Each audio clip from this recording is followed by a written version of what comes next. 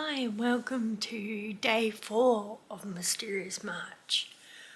Ooh.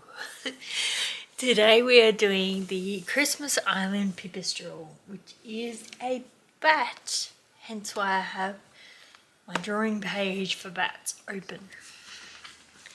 So I don't have an image of specifically a pipistrelle, which is, yes, a type of bat, a microbat to be clear, and that's for pretty good reason that I don't have a printout. I mean, not good reason, but a reason. This is actually a very sad story, and yep, let me just jump straight into it and tell you why this is so sad.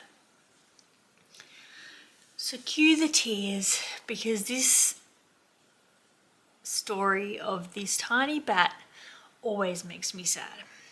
Unfortunately, this microbat, the only one on Christmas Island, is now extinct. It was last seen in 2009. I remember being in an information session at Hillsville Sanctuary and they played the sound of the pipistrelle.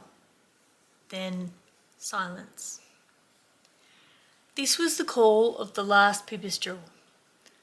They are now extinct, they said. Imagine being confronted with that. It turns out a team from the zoos, including Zoos Victoria, the Arthur Rylah Institute for Environmental Research and the Australasian Bat Society, spent 4 weeks surveying Christmas Island, trying to recover evidence of these Christmas Island pipistrelles, and this was all they could get, a recording. They went back on other trips and found nothing. How sad is that?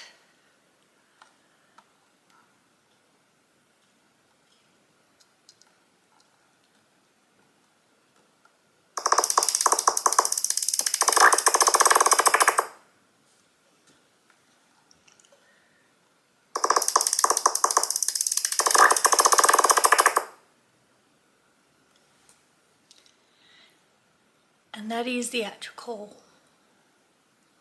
And the last Christmas Island pipistrelle. Okay. So, they were only about 7 centimetres long, or 2.7 inches, weighing under 4 grams. They were the smallest recorded bat in Australia. So they were found on Christmas Island and endemic to the island, which means that's the only place they're found, which is located west of the Australian mainland. So unlike a lot of other bats, the Christmas Island pipistrelle had big ears and very good eyesight. They also used echolocation. They ate moths, beetles and other flying insects, even flying ants. They were versatile flyers, flying up through the canopy but also very low to the ground and through forest edges, natural forest openings and tracks. They were therefore very adaptable, and the edge-style hunting allowed diversity in food source and access to bigger swarms of insects, especially during the wet seasons when insect numbers were high. Habitat loss, including forest clearing for development, was a huge factor for extinction. Introduced species were the other big factor, such as the wolf snake, black rats and giant centipedes.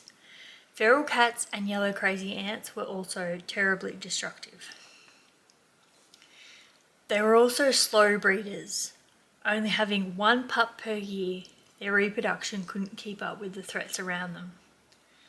Their reproduction sites were also very vulnerable, as females would form maternity colonies to raise their young as a community and could easily be wiped out if they were targeted as prey or if rainforests had been cleared.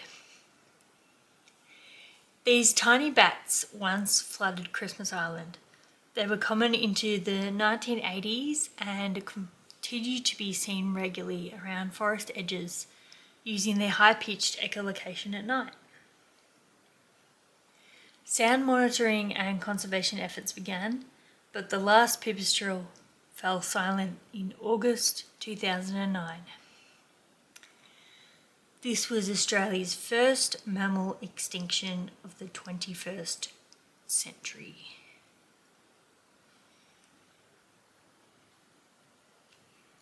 So, it's a very sad story. And yeah, unfortunately not the only sad story around, but I just remember being there that day at the zoo and hearing that call. It must have been in around 2009, maybe 2010, 2012, something like that, but it was very recent after this guy had gone extinct, and you just want to ask why they became so extinct so easily, or so slowly even, because they're a later extinction. A lot of the animals that were wiped out, it seemed to happen early on in European colonisation, that sort of thing. But it's hard to say. They were on an isolated island, and perhaps pest species and land clearing didn't occur till later in time compared to other species. But I don't want to go on too much about that in this video. I'm going to get on to doing some drawing, getting into drawing some bats, and yeah, I will end the video now. So thanks for watching.